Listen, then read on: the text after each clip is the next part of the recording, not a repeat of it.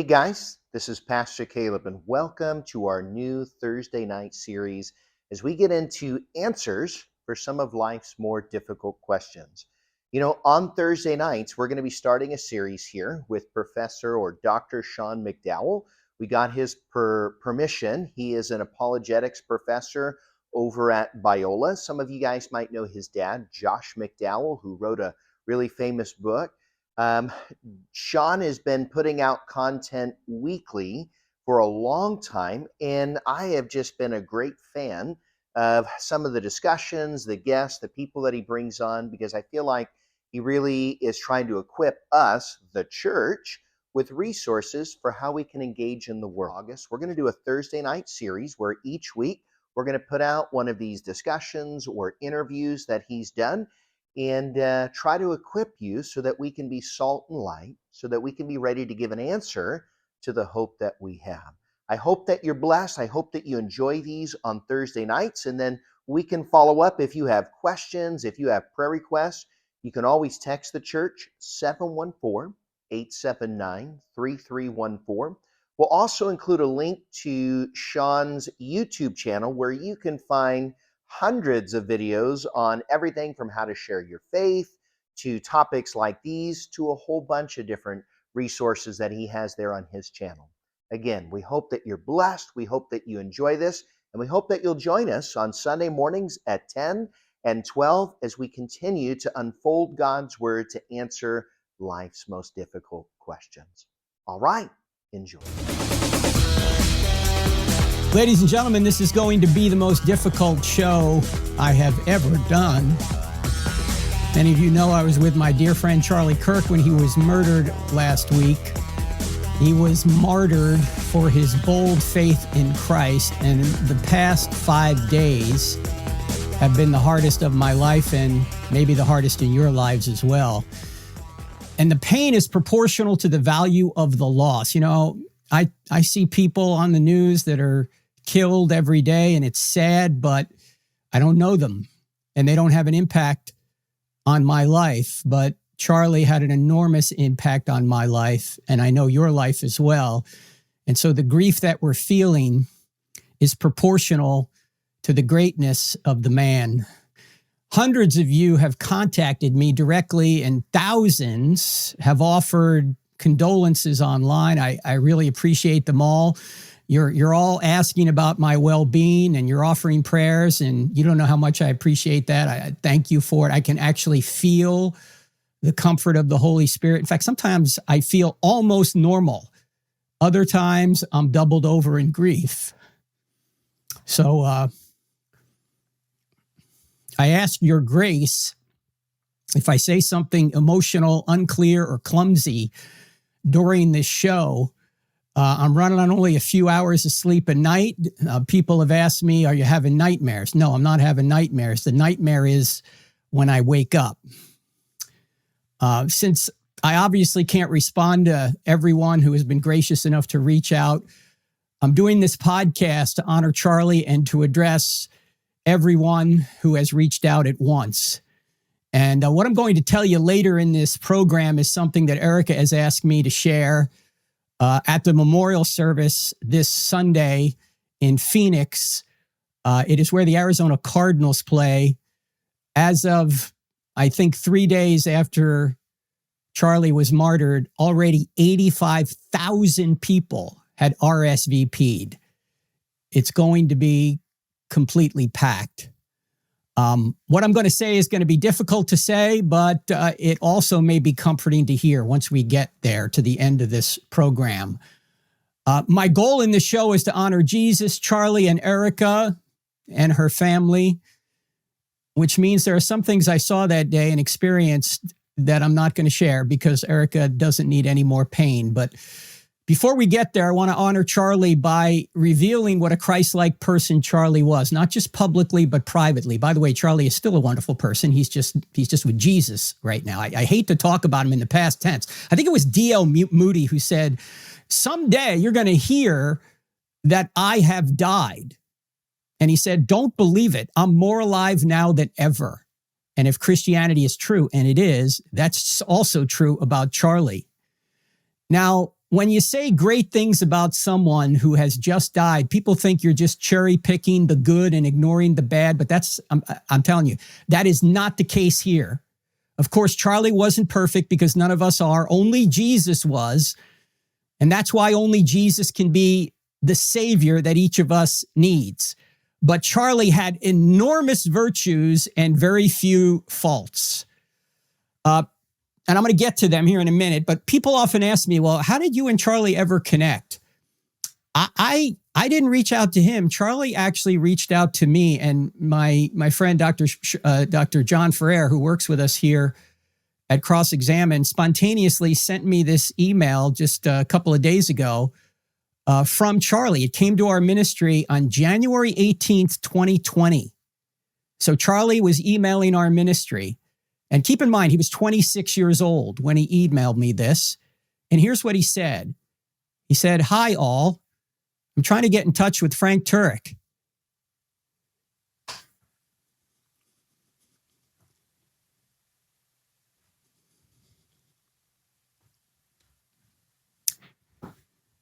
He has played a major role in my life and my advocacy.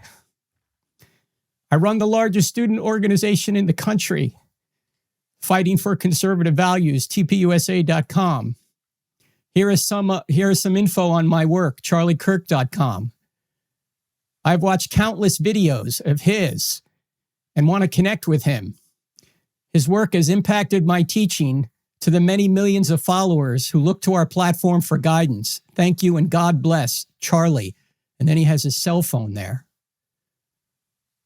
Let me point out, ladies and gentlemen, that you never know who you are going to influence when you put something online, for good or for bad. I tell our team all the time that you're reaching a lot more people than I'm reaching because I can't do all this alone. I can't put all of our videos and Q&A and products out online. You're doing it. In fact, on Monday, the Monday before Charlie died last week, Charlie wanted a couple of people from our team, our executive director, Lynn Handley, and my wife, Stephanie, to meet with the social media people of their team. And they're amazing, this social media team at TPUSA and at charliekirk.com. We learned so much from them. And I looked at them toward the end of the meeting and I said, one major reason that Charlie Kirk has been so successful online is because of you. You're reaching more people through your work than Charlie could ever do alone. I said, my mentor was Dr. Norman Geisler. He died in 2019. He never had a big online presence. I reached more people in one video than he reached in his entire career because of you, because of people on the social media team. So when you put something online, you never know where it's going to go. Make sure it's true and make sure it's good. So Charlie said, "Hey, Frank, I want to come see you." And I wound up going out to see him. We did his podcast. It was maybe, I don't know, it was maybe a year after we initially met. We had some contact. He was busy. I was busy. I finally went out there. We did his podcast and he asked me to mentor him, particularly in Christian apologetics. Now, it could be very hard to mentor someone who's smarter than you. And Charlie's way smarter than me. But it wasn't hard to mentor Charlie because his intellect was only surpassed by his humility. I'll explain why here in a minute. In fact, they have a t-shirt that we were given when we met with the social media team. The t-shirt, and by the way, this is one of the t-shirts they have there at TPUSA. This is the t-shirt Charlie was wearing when he was martyred. But the t-shirt said, "Humility before honor." Humility before honor. So let me relate some of the amazing characteristics of Charlie. Some of them you know, some of them you may not know if you didn't know him personally. First of all, you probably know, number one, and most importantly, he was all about Jesus.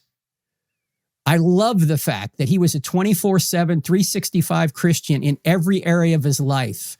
I mean, I've been waiting for a leader in the political world to be sold out to Jesus and the gospel. Someone who wouldn't just refer to some sort of generic God up there, but to Jesus, the true God. Someone who knew that politics, while it's not our most important calling, affects our most important calling.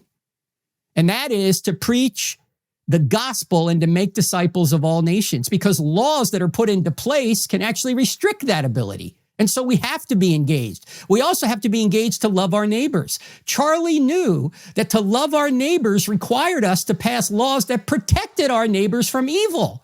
And that's the number one role of government, to protect innocent people from evil. We talked about that a lot. It's Romans 13. The ruler does not bear the sword for nothing. He's supposed to punish wrongdoers, to keep innocent people protected. And I love that Charlie was someone who believed all that and had the skill and courage to do that on college campuses. Yet Charlie just said recently, this had to be about a month ago, he said recently, politics is peanuts compared to Jesus, unquote. It's important, but it's peanuts compared to Jesus. And he was absolutely right. In fact, donors would come up to Charlie at TPUSA, and some of you already know that TPUSA is over $100 million a year in donations because Charlie and his team are just so effective at what they do. And donors would come up to him and say, hey, Charlie, we love all this conservative stuff, but keep the Jesus stuff out of it. You know what Charlie told him? Give your money to somebody else. Because without Jesus, we're nothing. This is all about Jesus. Politics is an implication of Christianity. It's an implication. It's something we do because Christ saved us. It's something we do because we love our neighbors. But we want to get people saved and sanctified and then be salt and light. And Charlie would send me, and he'd send many of his other friends scriptures, usually about once a week, sometimes more often. Here are a few he sent in the past 3 months. He was a man of peace, and he sent Matthew 5:9. Blessed are the peacemakers, for they should be called sons of God. He hated all these foreign wars that we tended to get into, and he wanted to make peace with people who didn't agree with him. That's why he had the open mic. He also sent me one on holiness from easy for me to say, from 1 Peter chapter 1. You shall be holy, for I am holy. And he knew salvation is about grace, not works. He just sent this recently, 2 Timothy 1:9, that Christ saved us and called us to be holy, or saved us to a holy calling, not because of our works, but because of his own purpose and grace, which he gave us in Christ Jesus before the ages began. He was all about grace. In fact, he was asked by a interviewer not long ago, what would you say to someone, or maybe it was actually, it was a student. What would you say to someone who had 90 seconds to live? Check this out. Here it is. What would you actually want to tell me if I have 30 seconds left to live? Boy, you got 30 seconds. In 30 seconds, you're about to meet eternal judgment. And there's only one way that you can get bailed out of that. And it's not all the good things you did or the moral scorecard. It's whether or not you have Jesus Christ as your Lord and Savior. And that's the only thing that's going to matter.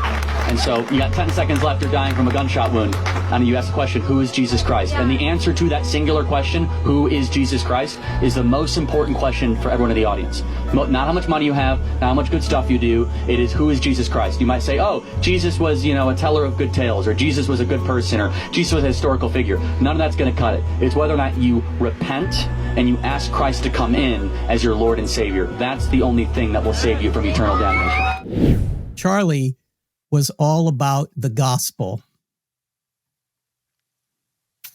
Tragically, he mentioned you had a gunshot wound and you had 30 seconds to live.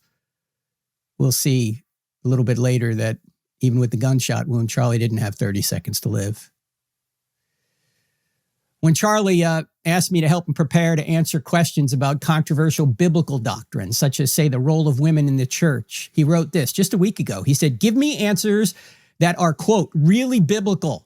No pandering to the gods of this age, unquote. And he also knew the power and privilege of prayer. A month ago, he wrote me this, please pray for me. I'm under the gun on something right now. Prayers appreciated. So Charlie was all about Jesus. Jesus was the most important aspect of his life. Secondly, Only second to Jesus was his family. The family was second only to Jesus. This is last Monday, 2 days before he was murdered. Charlie and I went on one of our evening walks. We would meet during the day, and then he'd go have dinner with the family, and he said, hey, could we go on a walk?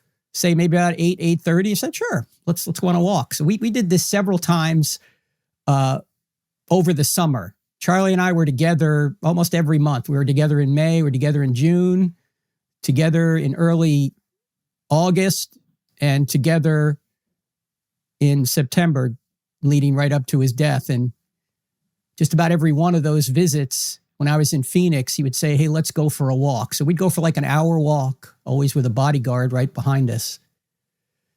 But it was dark, and he would ask me, what do I say if I get this question? What do I say if I get that question? He knew most of the answers already. He was just looking to fine tune himself. Anyway, when I got to where he lived, I texted him. I said, okay, I'm here. And he said, okay, coming out. And then a minute later, he said, shortly, Gigi just woke up. So he didn't say, hey, Erica, handle Gigi. He did.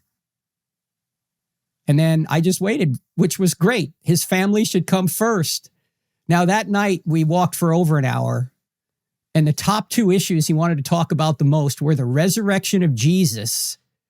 Because if the resurrection's true, as he and I spoke many times, Christianity's true. Everything just falls into place. If the resurrection's not true, forget it. It's false.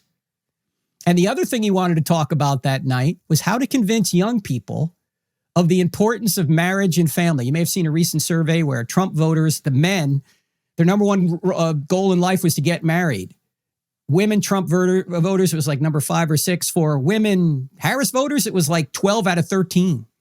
And Charlie wanted people to understand the beauty of marriage. He wanted to show the world how beautiful marriage and family are, and how he was so blessed to have a family with Erica.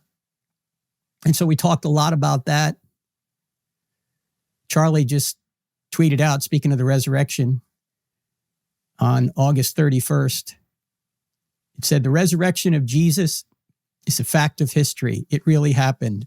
Jesus rose from the dead. 6.5 million views. By the way, Andrew Colvett, who produces Charlie's show, said leading up to the election last year, Charlie's content got 15 billion views. He was the most important influencer for young people under 30. 15 billion views. Charlie's also devoted to his family, and the one way he did that was to observe the Sabbath. He just wrote a book. It's going to be coming out shortly. He asked me to review it just for theological purposes, and if I had any insights, I reviewed the whole book. It is an excellent book. There's a lot of great theology in it. He gives in there the reasons to think the Sabbath is binding on Christians and reasons to think it isn't. But he says, regardless of that, you ought to obey it. And he explains why it was such a cathartic thing to do for him and his family, to shut his phone off and just spend 24 hours with his family. Look for that book to come out soon. So Charlie was all about Jesus.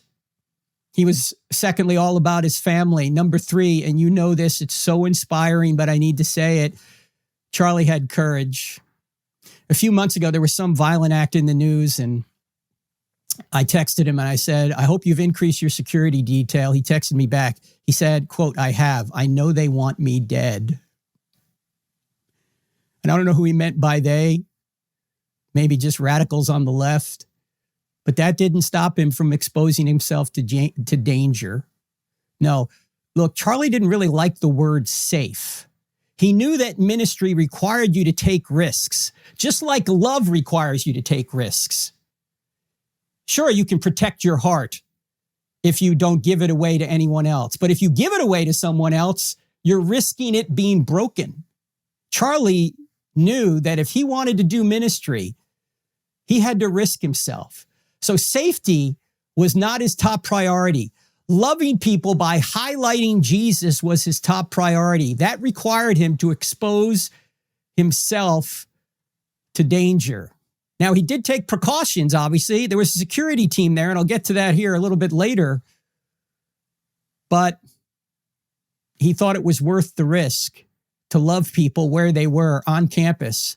Sure, he could have brought it inside, but when it's inside, you're not going to get as big a crowd as outside, and you're not going to be able to attract people walking by. And Charlie wanted to reach out to the world.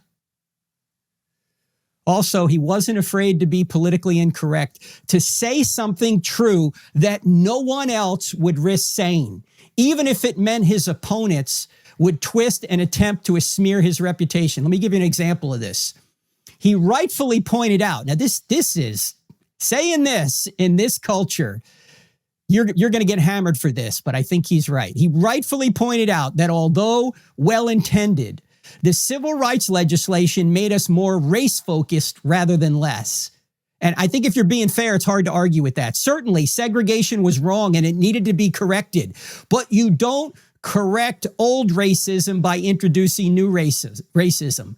For some of the good that the civil rights legislation brought us, it certainly didn't bring us our goal of a race-neutral society. In fact, Charlie and I were recently talking about the different, people say we're a colorblind society. No, we're not a colorblind society. We never will be a colorblind society, but we should be a color-neutral society.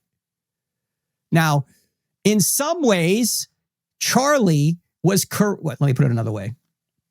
The civil rights legislation certainly in some ways created more division. It did some good things, but it created more division. Charlie made those points, even though he knew people on the left would twist what he said and falsely accuse him of being a racist. So he had courage. Number 4, he was humble. As I said, the only thing that was more impressive than his intellect was his humility. I mean, he would send me videos and ask, how did I do? What would you do differently? What would you say here? What would you say there? And some of his favorite quips, many of them are from the Bible, he would say, a wise man invites correction. Wisdom listens. Pride goes before the fall. The fear of God is the beginning of wisdom. And if you notice, with Charlie, it was never about him. It was always about the team. Like I'd see something online, I go, man, Charlie, that was great. And he'd go, that's my team. Or he'd put out a tweet and he'd go, I got good people helping me with that. That's my team. He was always putting other people, he's always giving other people the credit. And when you complimented him, it was like he went into aw shucks mode. He was kind of like, he's 6'4", but he would kind of just, go, aw shucks, he kind of get a little bit embarrassed. And later he finally just learned to say, well, thank you. And in fact, Tuesday, just before he died, my wife and Lynn and myself were all at the TPUSA headquarters, and Charlie and I were meeting with some other folks, and we were talking about the questions that he might get the next day at Utah Valley. And when we had a break, I said, hey, come on, I want to introduce you to my wife. He's met Stephanie before, but I want to introduce you to Lynn and everything. And so he comes in the room. It's just me and Lynn and Stephanie. And, they're just complimenting him up and down about how much the team, because they just saw the whole TPUSA operation, and they were just so impressed with how professional these people were and how much enthusiasm they had for what they were doing, and particularly working for Charlie. And he was just, he was in the aw shucks mode. That's what my wife later said. So he was humble. You need humility. That's why he got so good at what he did, because he asked everybody for advice. He had other mentors. It wasn't just me. He had people all around him that would help him to go from great to the greatest at what he did. Also, number 5, he was brilliant and gifted in so many ways. He was really good at everything. Obviously, he was good at leadership. Look what he built. I mean, he comes out of high school. He's 18 years old. And he winds up building TPUSA, which is the greatest grassroots conservative political organization maybe in the history of the country, for all I know. It certainly is the biggest now. And he's a real good judge of character and talent. Now, a little bit later, I'm going to tell you about some of the talent that Charlie selected when we get to the end of the podcast here about what happened on that terrible Wednesday. And he was really great at connecting with people. The chief of staff of President Trump, Susie Wiles, just said this yesterday when Vice President Vance filled in for the Charlie Kirk show. Susie Wiles said, Charlie never talked at you. He always talked to you, and he listened. Charlie was also a great coalition builder. You know, Ben Shapiro and Tucker Carlson obviously don't agree on the Israel situation. But Charlie knew that he wanted to keep people like Ben and Mark Levin and Tucker Carlson all under the same tent. He kept a coalition between them for the greater good of the country. He knew that getting 80% of what you wanted was better than getting zero. And in politics, you never get 100% of what you want. So he was really good at keeping people who, if they didn't have somebody like Charlie as the glue between them, might have gone in different directions. He kept them, as Ben Shapiro just said, he kept their ships, our ships, all going in the same direction. He was a coalition builder.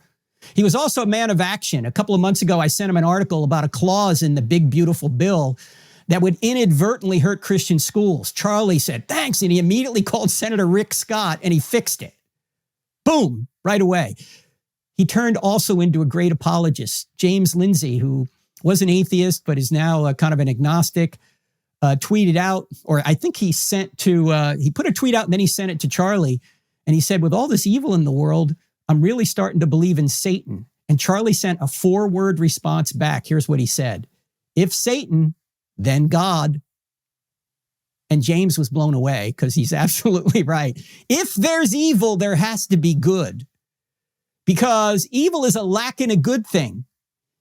Evil doesn't exist on its own. It's a privation in good. Evil is like cancer.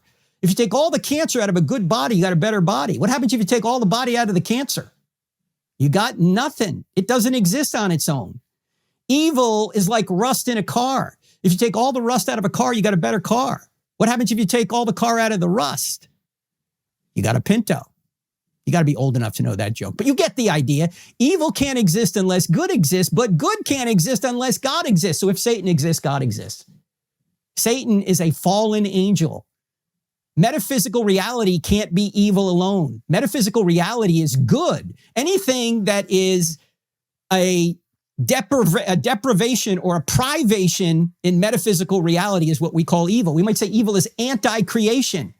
God creates something good and then we degrade it. And Charlie knew that. Charlie also, as everyone has to know, is extremely hardworking.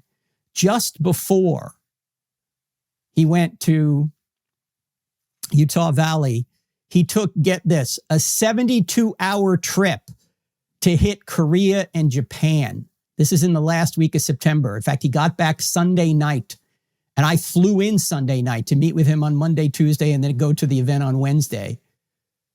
And so I think he left Wednesday night, and I saw that he was doing a Freedom Night in America on that Wednesday night. And Freedom Night in America, I'm like, Charlie, I thought you were heading to Japan. He goes, after Freedom Night. So I texted him. I said, you need to learn how to cram more into each day. And he texted back, I'm working on being less lazy. Well, mission accomplished, ladies and gentlemen. And then, by the way, Andrew just said this, and Charlie told it to me too. When he went to Japan, you know, Japan has very few Christians, but they love Charlie. And he preached the gospel to the leaders and the audience he was meeting with in Japan. He wanted to show them the truth. He was really an evangelist. Again, Jesus was number one. Also, he loved young people and wanted to prepare himself to serve them. Just before he was going on the trip, he texted me, I have 22 hours of flights to Asia. Please send me more to read/prepare. And then he said, I'm really excited. I would love for you to review some of my old footage and would love your thoughts on best ways to proceed. I am taking prep for this tour more seriously than any other prior, unquote. So when he's going in there on Wednesday, he is studied up.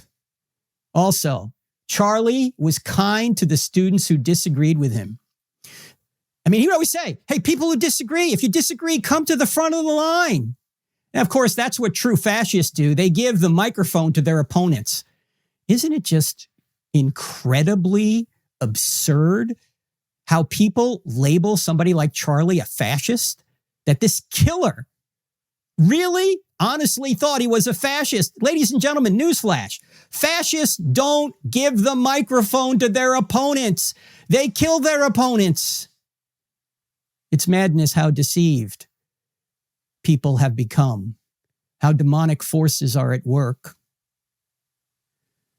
Let me point out one thing about Charlie and debating young people.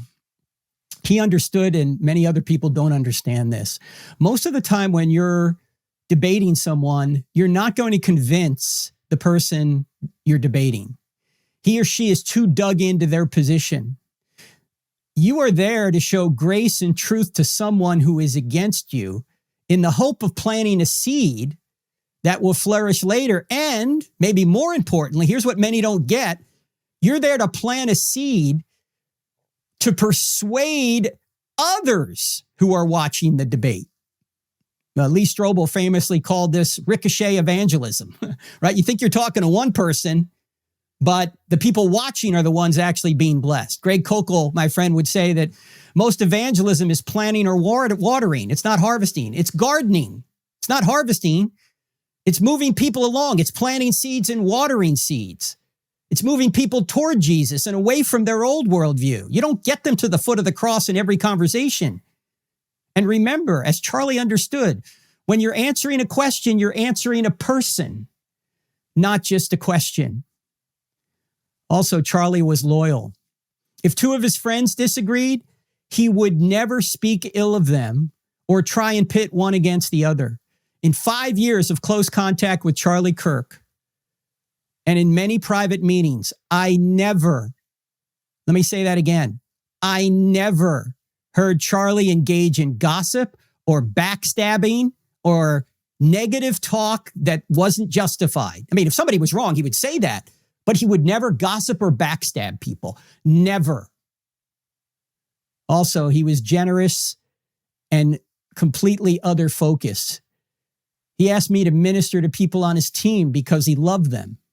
He invited me look, apologetics is not mainstream. I'm nobody.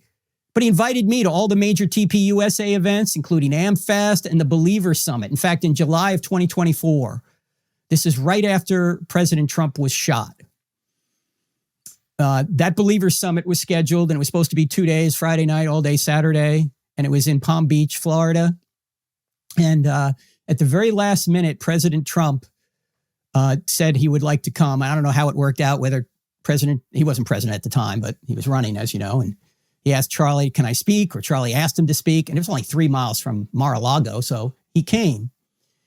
And this was the first speech that Trump gave after they took the bandage off his ear. And so he was going to speak on Friday night. So the whole schedule needed to be changed. And Charlie put me as one of the few speakers to precede the president on Friday night. Me, who am I? I mean, he had the director of the RNC, he had Ben Carson, he had others, and he picks me? And he had complete trust in me, even though he knew I didn't agree with President Trump on everything.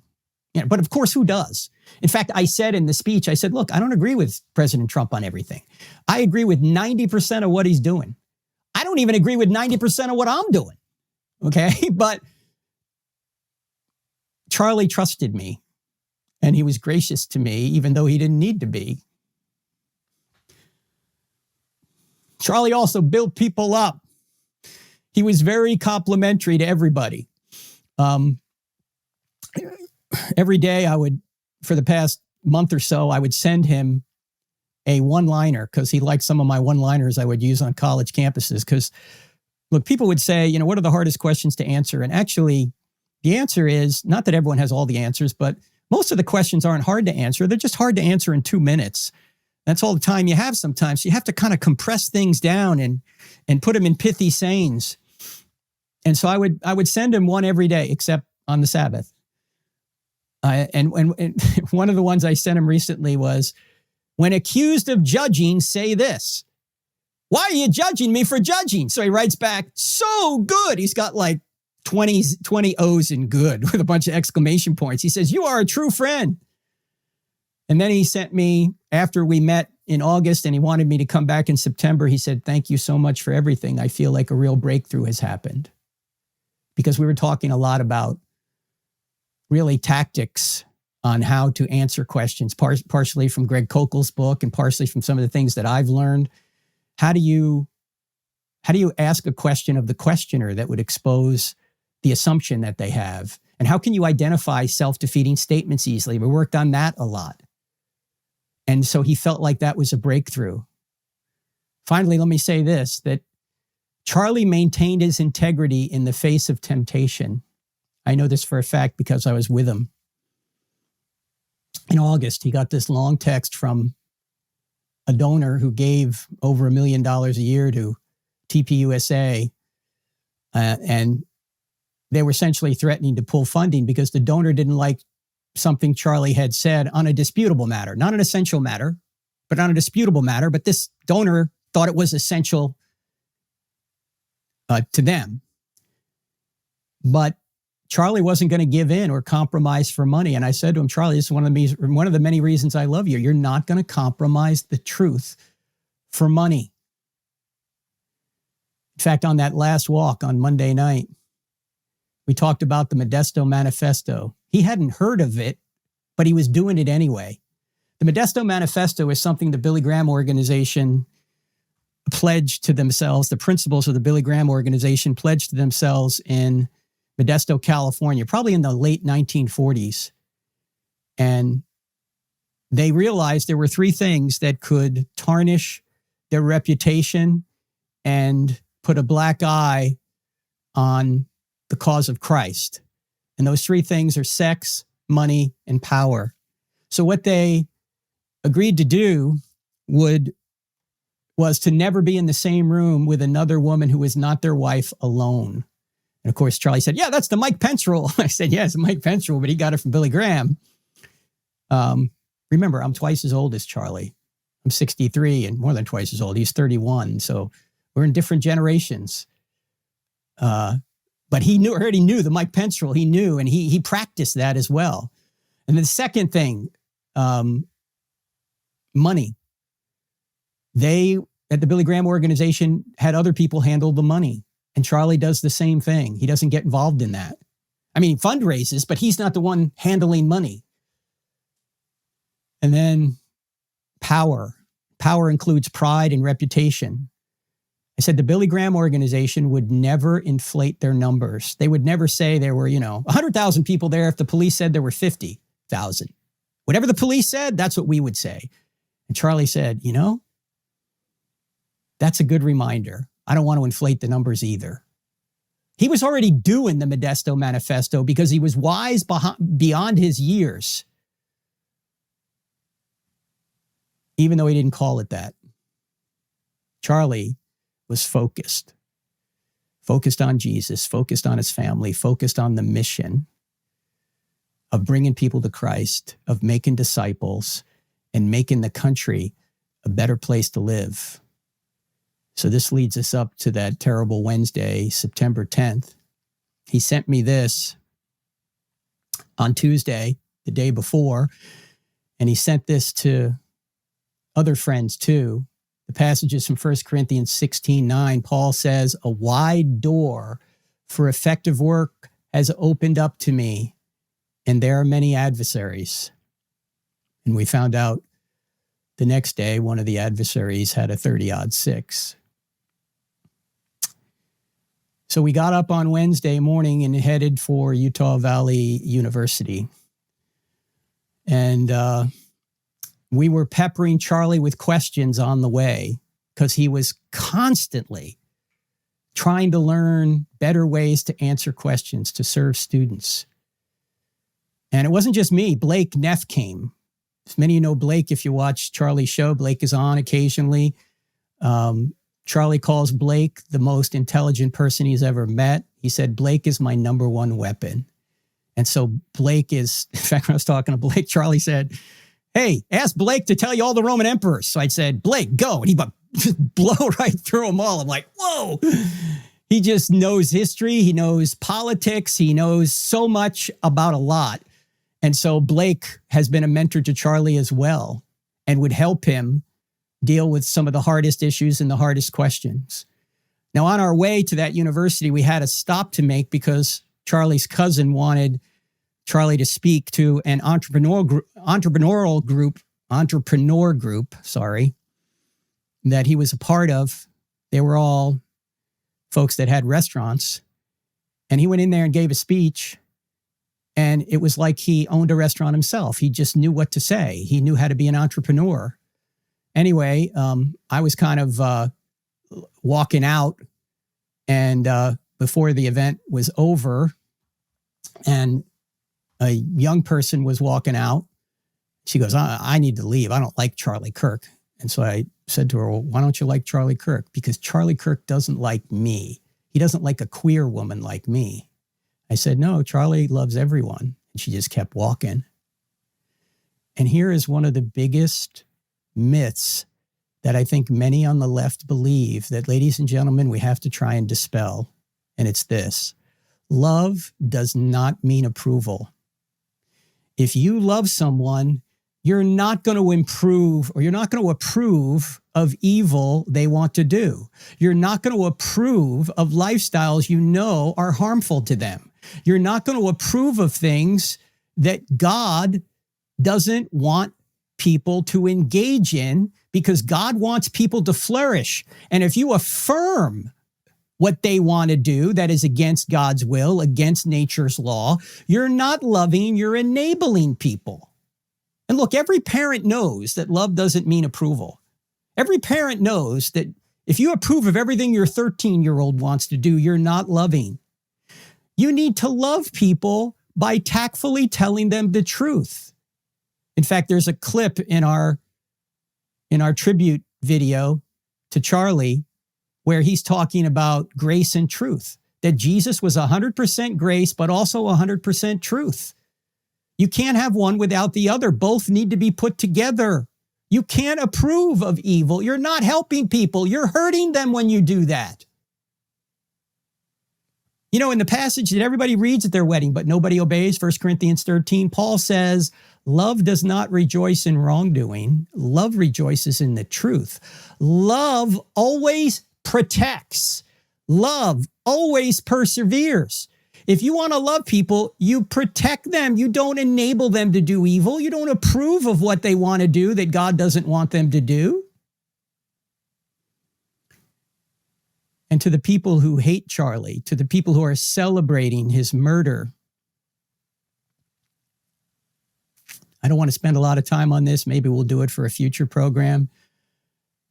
Charlie was doing this to reach out to you.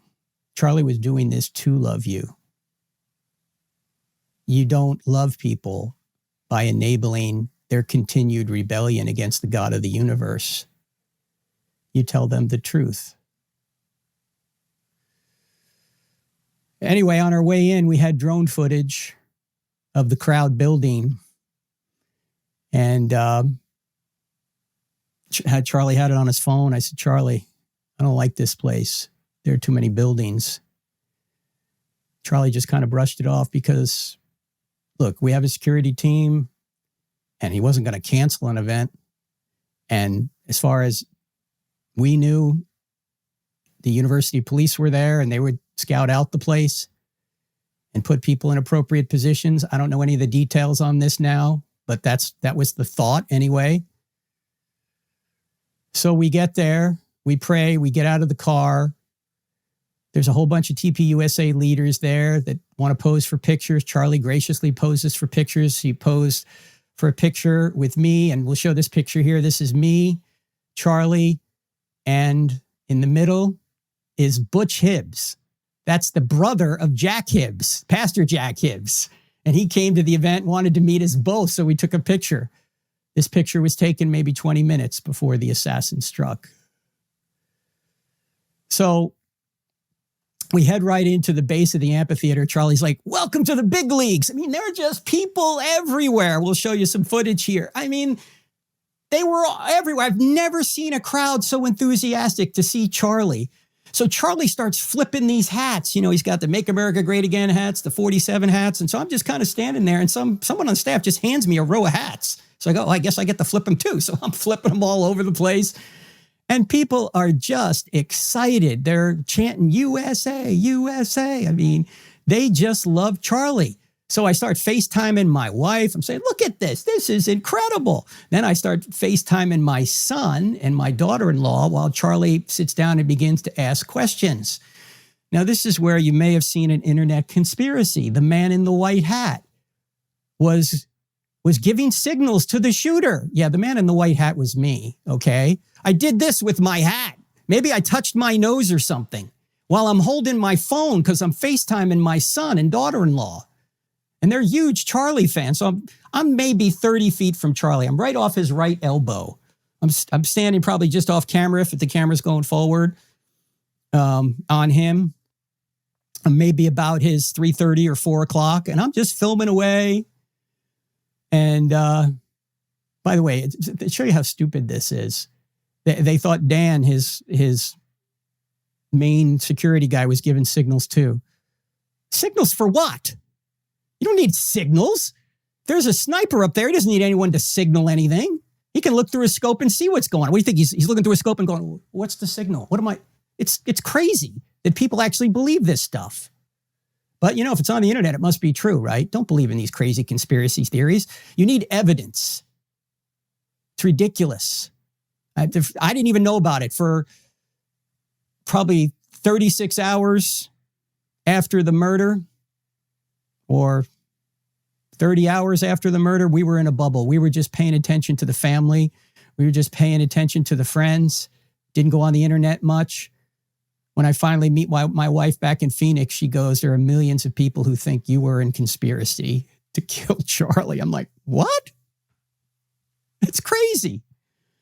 So thanks to my friends Elisa Childers and Seth Dillon and others, they tried to clear the air on that. You still have people saying, oh yeah, we need to check into this guy and this other guy too, the security guy. It's ridiculous.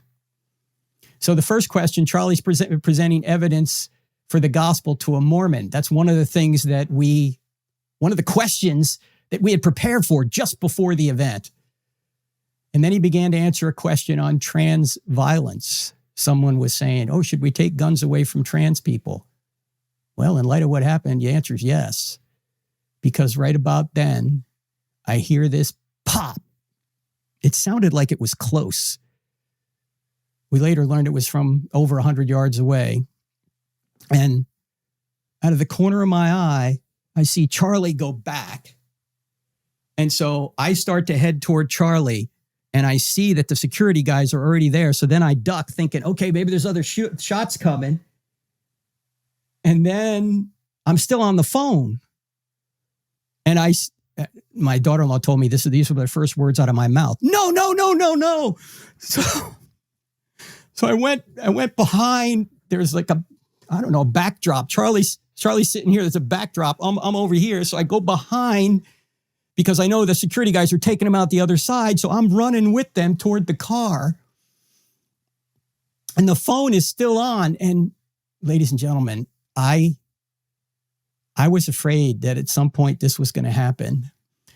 I thought that somebody would take a shot at Charlie. And I think maybe Charlie did at some point think so too, but he thought that the security was good. And his security team was good. But somebody way up there, whoever should have had that blew it. I don't know who that was. But I thought about what would I do? What would I do if that happened and I was there? Now, here's what Erica wants me to relate on Sunday.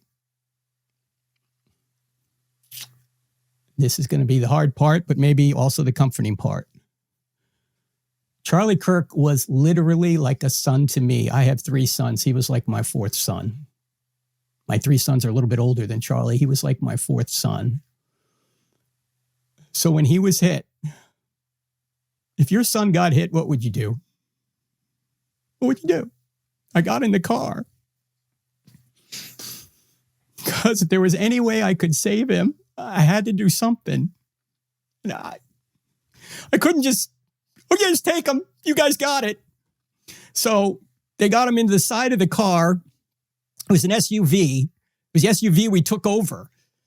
And I'm on one side, and there's actually some video of this. Somebody's taking video of this. I'm on one side of the car, the right side, and they're getting Charlie in. So I run over to the other side, but the guy who was dragging him in is now blocking that entrance. So at that point, I run around to the back. I pop the back gate open, and I jump in the back. The car lurches forward. Apparently somebody jumped in the car. So the car lurches forward. So I almost fall out of the car. or the SUV. Then I grab the thing and close it. And there's 5 of us in the car now. Justin is driving. Dan is up front with the GPS. Rick has got him. Rick's on my left. And Brian is there. And I'm coming over the back seat. And Charlie's laid out in front, just right in front of me. And Charlie's so tall, we can't close the door. We drove 4 miles, I don't know, it's 4 something miles, all the way to the hospital with the door open. To this day, I don't know how Brian stayed in the car, because we're just go. We're trying to stop the bleeding. You saw it. And I'm yelling, come on, Charlie, come on. Meanwhile, my phone is still on. My son and daughter-in-law are hearing this whole thing. And his security team, again, Justin, Dan, Brian, and Rick, they love Charlie. But they were much cooler than I mean, they're just carrying out, they're calmly, but they're swiftly doing exactly what they were trained to do. Rick starts praying out loud. I'm praying out loud. We're yelling, come on, let's go. My son's hearing all this. And we're doing the best we can to navigate traffic. This is not a highway. We're on surface streets. And suddenly there's an ambulance coming toward us. And there was conversation in the car. Should we stop? We're like, no, just keep going. The doctor later said that was the right thing to do. Ambulance goes by us. We're still heading to the hospital, trying to get there. At one point, somebody says, let's get there in one piece, because we're cutting through intersections. We're just beeping the horn. This is not an emergency vehicle. There's no lights. There's none of this. And I go, we got to start CPR. So I try and start that. Now,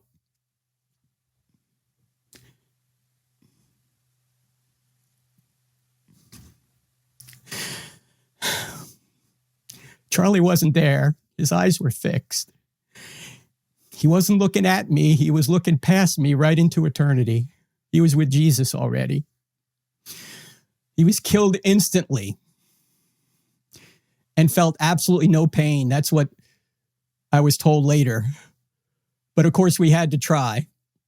And by the way, there was just nothing any of us could do about it. We were giving him CPR, but nothing was happening. It wasn't like if we had better first aid or we had better medical facilities or we were faster to the hospital, we could have saved him. We couldn't. So if that's any comfort at all, Charlie didn't suffer. He was gone. He was with Jesus, absent from the body, present with the Lord. That's where he was.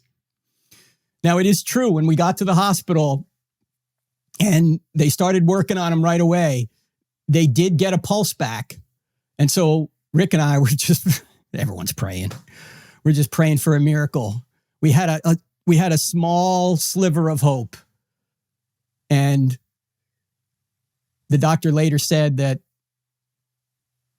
we got a pulse because Charlie was a very healthy man, but the shot was catastrophic. So 20 or 30 minutes later, the surgeon came out and said he was dead. Now, first of all, the hospital staff and the law enforcement were amazing. But let me tell you who the heroes were in this whole thing. We're going to start with 23-year-old Mikey McCoy, who is Charlie's chief of staff and the son of Pastor Rob McCoy and his wife, Michelle. Charlie considered Rob his pastor.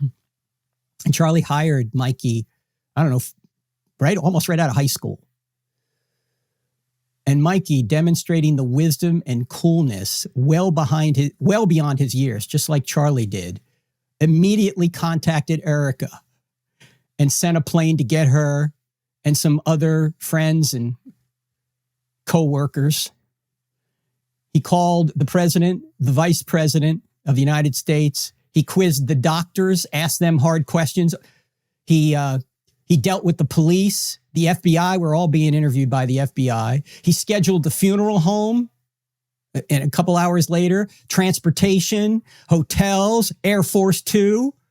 Mikey McCoy is an absolute hero. And keep in mind, he's doing all this after his best friend and boss was just martyred before his eyes. This is the kind of people that Charlie hired. TPUSA, look, I was in the Navy for 8 years. I know good quality people when I see them. They have people who I would put up against anyone. They're tremendous servants, tremendously capable people. Let me just name a few of them who are involved in all this. Catherine LaCastro came up with Erica. Man, amazing woman, young, I don't know, in her 20s somewhere, but she was helping Mikey organize everything. Andrew Colvett, many of you know Andrew, he is the producer of the Charlie Kirk show. He wasn't there, but he got there quickly with his wife. Amazing man. And you can see what he's doing on the Charlie Kirk show right now. Danny Phillip, a newly hired researcher. Let me just show you what kind of attention to detail these people have. Let me just say that when the three of us in the back of the SUV got to the hospital, we had to change our clothes. And so they all gave us scrubs. So when we all get to a hotel later that night in Salt Lake City, Mikey looks at me and he says, I'm going to go get you some new clothes. Like, why, Mikey? I can wear these scrubs. No, you want new clothes for tomorrow. Air Force Two's coming. You don't have to wear scrubs. I'll go. So he delegated to Danny to go buy me clothes. Can you imagine this level of detail? Their boss has just died. Their friend has just died, martyred. And they're worried about whether I'm in scrubs or not. In fact,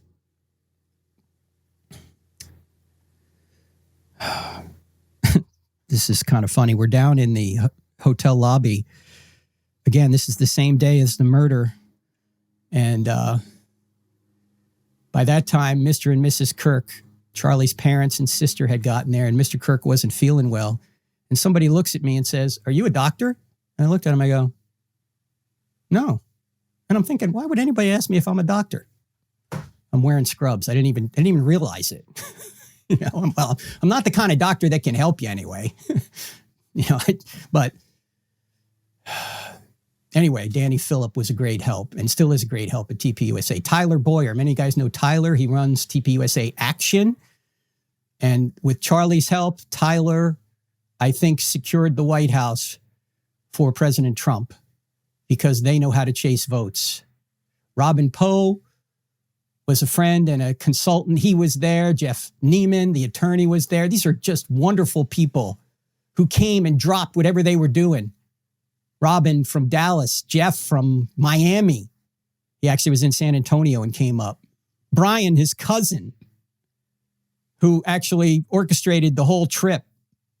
These were all just amazing people. And the security guys, Dan, Justin, Brian, Rick, Blake, and another Blake, every one of them would take that bullet for Charlie. They just didn't have an opportunity to. And then when Erica got there, she spent a lot of time talking to she probably got there, I don't know, somewhere around 4 p.m. maybe. And she spent a lot of time, as you could imagine, talking to the surgeon and talking to the hospital staff and seeing Charlie. And the rest of us were just waiting to see if we could be of any assistance at all. Meanwhile, the car that we came in had been considered a crime scene for whatever reason. I don't know why. Had nothing to do with the crime, but we couldn't get anything out of it. So I couldn't get my wallet out, couldn't get my bag out, couldn't get my computer out. Charlie was actually laying over my computer bag on the way to the hospital. And so we really couldn't do anything or go anywhere. We were just there to support. Meanwhile, the hospital staff brought us food. Anyway, when Erica did come down into the hall where I was, she came up and she said he loved you and he was doing what he wanted to do. And then we just held one another and she expressed that she wanted to keep Charlie's legacy going. And man, did you see her on Friday night? That was one of the most amazing, if not the most amazing speech I've ever seen. That woman is not going to be denied. If this assassin thought that he was going to end Charlie's legacy, he just poured gasoline on it. And Erica is going to lead the charge.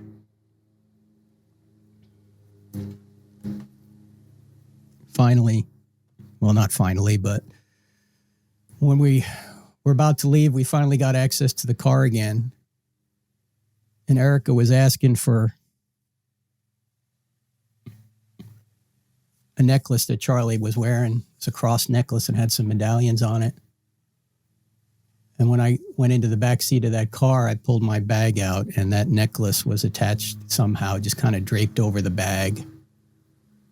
So I gave it to Mikey, and I said, Mikey, I want you to give this to Erica. It was a comfort to her. And Pastor Rob that night, Pastor Rob McCoy, and I've never seen somebody so good at comforting someone who had just lost their husband, the father of their children, her best friend. He was phenomenal. And Erica, man, is she strong. In fact, I just got this from just last night from one of the staff members I just mentioned. He said, see you soon, Frank. We're all staying strong for Erica and helping her in any way she needs. The team is strong and on a mission to continue. That was his first text. Why? Because Charlie would want it. And by the way, we're doing whatever we can to continue what we're doing this Wednesday night. That would be tomorrow, or maybe you're listening to this on Wednesday. We're going to Western Carolina University and doing If God, Why Evil, a Q&A in honor of Charlie Kirk. That event was already scheduled. It was supposed to be If God, Why Evil. We just didn't know we'd have another instance of terrible evil in our own lives before we scheduled it. So we're going forward with that. It will be live streamed 7 p.m., Lord willing. It's a new world. We have security now. And we have some events next week. You can check our calendar for those. Why are we doing this? Because Charlie would want us to do it. Jesus wants us to do it. And people are hurting. Anyway, the staff member went on in the next text to talk about Erica. Check this out, ladies and gentlemen. Check this out. He said this. She's the strongest person I've ever seen. You can see the hand of God on her. The amount of prayers are working. Everyone I've talked to has said the same thing, that we all feel a sense of peace and calming as soon as we're around Erica. It's incredible, unquote.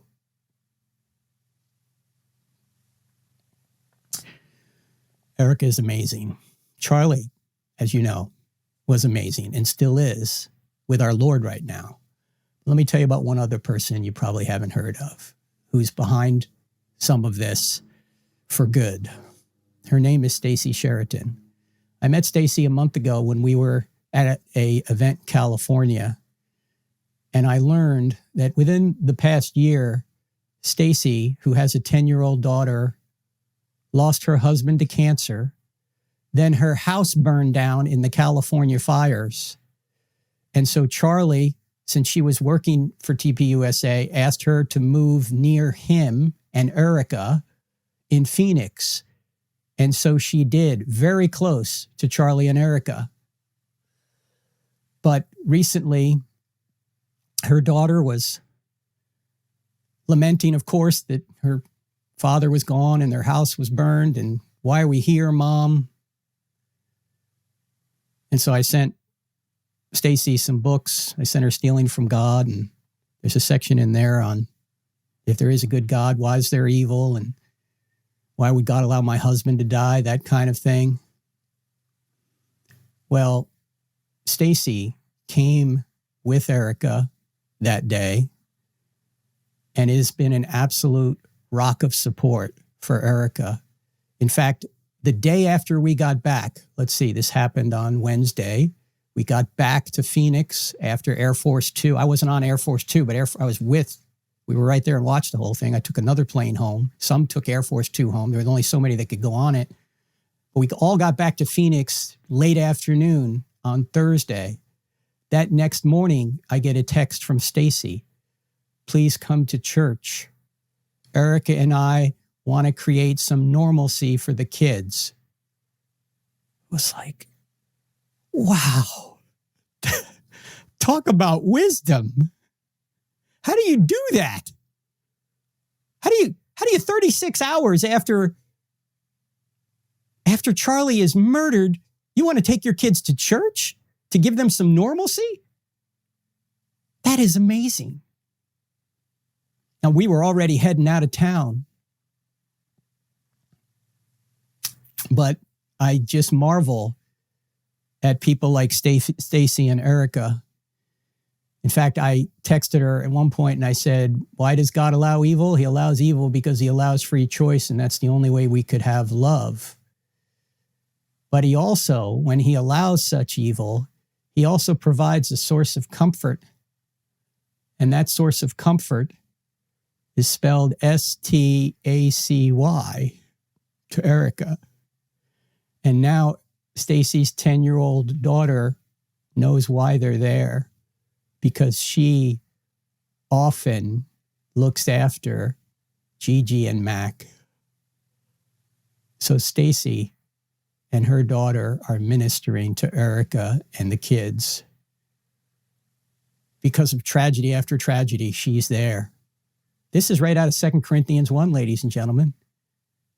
That when God comforts us, it enables us to comfort other people. Stacy had been comforted by the Holy Spirit and others through her tragedies, multiple tragedies, and now she's able to pass that comfort on to Erica and her kids. So, why did God allow this to happen? Well, that's for another show, ladies and gentlemen. We'll get to that some other time. But if you have eyes, I think you can see one big reason he probably allowed this to happen. If Charlie was asked, would you give your life if thousands or probably millions were to come to Christ because of your martyrdom? I can tell you that he would say yes. Of course, he wouldn't want to cause pain to Erica and his kids, but he would realize that God can bring good from evil. In fact, he promises that in Romans 8:28. He says, and we know that all things work together for good to those that love God and are called according to his purpose. It doesn't say all things are good. It says that all things work together for good, that God brings good from evil. And by the way, if you continue to read that passage in Romans, it then talks about to be conformed to the image of his son. You get conformed to the image of Jesus by going through difficulty. Jesus himself learned obedience through suffering, and he didn't have a sin nature. There's many other reasons, but we don't have time to get into. I'm not talking about a theodicy here.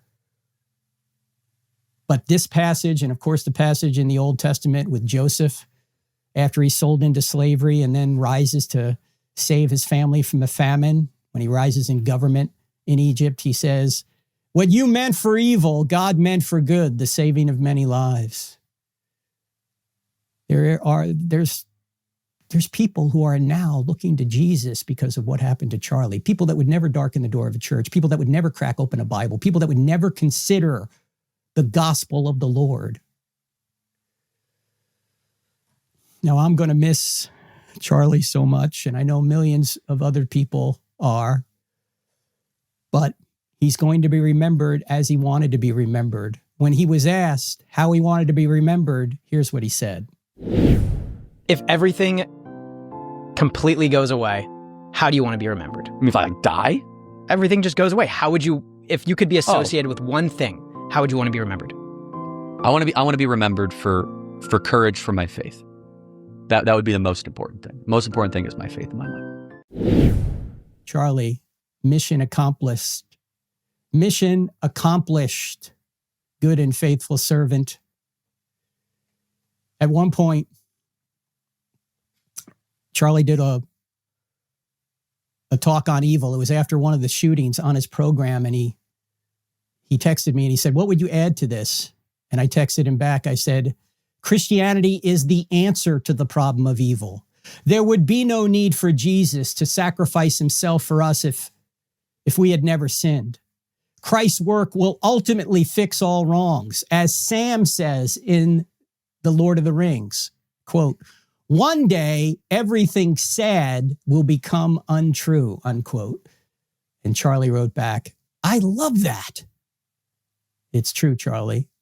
Although we're sad now, one day, in a certain sense, it's going to become untrue.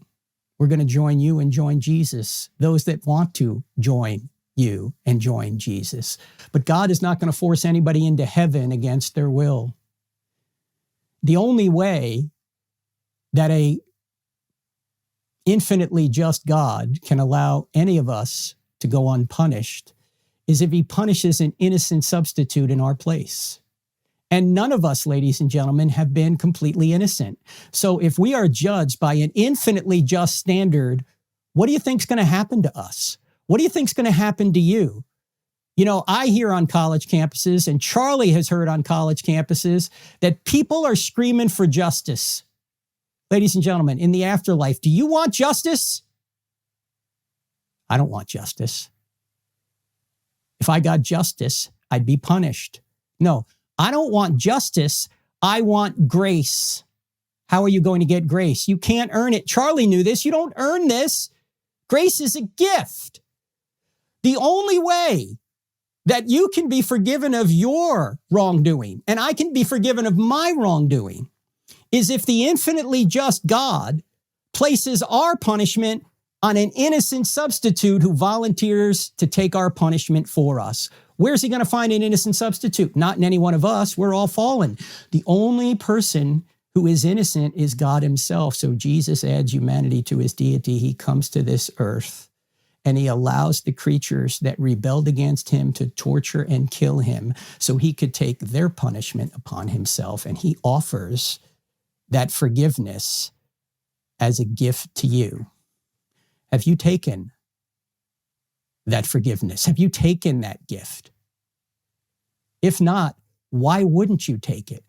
It's free. It's grace. And it's true. That's what Charlie was all about, to let people know of the freedom that comes by trusting in Jesus. You're free from the penalty of your sin because Christ has taken it upon himself. Yeah, another man died for you. An innocent man died 1,992 years ago. And Charlie devoted his life to making heaven crowded. And that's what we're going to do now. Let's do what Charlie would want us to do. Let's do what Erica wants us to do. And the entire TPUSA family wants us to do, and that is to make heaven crowded. Let's do this. Let's all gather on Sunday in Phoenix and get to work. The Lord will prevail. Thank you for your prayers. I will see you there. If you're looking for solid answers to life's biggest questions, don't miss the latest episode of I Don't Have Enough Faith to Be an Atheist. Find it on Apple Podcasts, Spotify, Pandora, iHeart, OnePlace, and Podchaser. Tune in, discover the truth, and share it with someone who needs it. Let's keep spreading the truth together.